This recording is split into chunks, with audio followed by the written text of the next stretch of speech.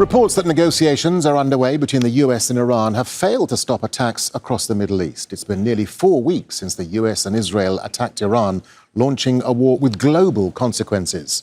While all sides initially said there was no room for diplomacy, President Trump now says the US has been negotiating with an unnamed Iranian leader, a claim that Iranian officials have once again denied. Well, overnight, airstrikes hit the Iranian capital of Tehran again. The Red Crescent there says a residential area was attacked. That was as Iran announced former IRGC commander Mohammad Bagher Zolgadar as its new security chief. He replaces Ali Larijani, who was killed in a US-Israeli strike last week. And these were the skies over central Israel early on Wednesday. Missiles and interceptions have been seen across the country. Iran and ally Hezbollah have been launching daily waves of strikes there. On Tuesday, they killed at least one person and injured more than a dozen. Well, Iranian officials have responded to Trump's latest comments about negotiations with defiance. In a new statement, a spokesman for the armed forces said Iran would never compromise with the United States. Do not call your defeat an agreement. The era of your promises is over. Today, the world has two fronts, truth and falsehood. And every freedom-seeking person will not be deceived by the waves of your media. Has the level of your internal conflicts reached the point where you are negotiating with yourselves? There will be no sign of your investments in the region, nor will you see the previous prices of energy and oil until you understand this. Stability in the region is guaranteed by the powerful hand of our armed forces. Stability comes through power. Well, Tohid Asadi joins us live now from the Iranian capital. Tohid, so what more response have we heard then from Iranian officials about Trump's claims of talks to end the war?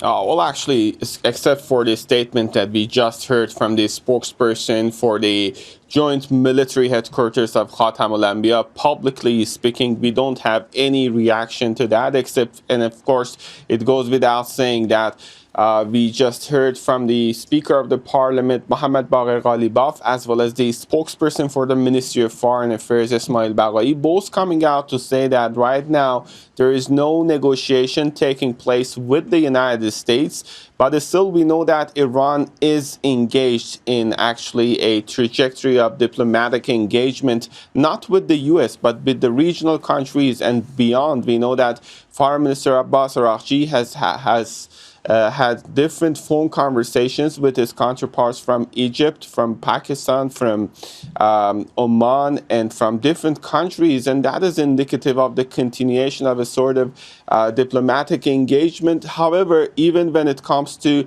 indirect messaging between Tehran and Washington, regardless of the reports about the 15-point proposal by the United States, we don't have any official confirmation in that regard, and we don't know whether something is going on behind the closed doors or not. But still, we have to keep an eye on the context in which these reports are coming out. First, there is this complexity element, juxtaposed to the previous time when the two countries were engaged in negotiation, once back in June last year, and the second one was actually taking place when all of a sudden, just very much similar to June, the country faced a campaign of airstrikes. Now we see a more complicated situation. And of course, a second element is this cloud of mistrust that surrounds the atmosphere when it comes to Iran-US deteriorated relations. And it goes without saying also that Iran says as long as the airstrikes continue, it's not relevant to talk about any diplomatic engagement. Yeah, meanwhile, Tohid, attacks have continued across Iran. Tell us what's been happening briefly. Well, over the past 24 hours, I can say it's the continuation of the campaign of airstrikes that Americans and Israelis began. And here across the capital, last night, we heard sounds of massive explosions. And of course, air defense activation is also reported not only in the capital, but also in other cities. But beyond the capital, we know that in different cities, such as Isfahan, we know that it has been reported that there are other after sounds of explosion being heard. And of course, added to that is Shiraz and areas in the vicinity of Karaj, located in the western parts of Tehran, as well as Qazvin.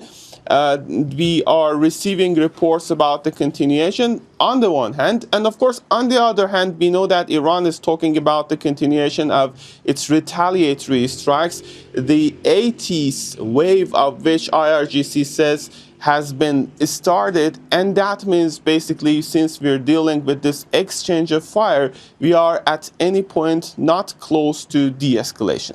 Tohid Asadi in Tehran, thank you.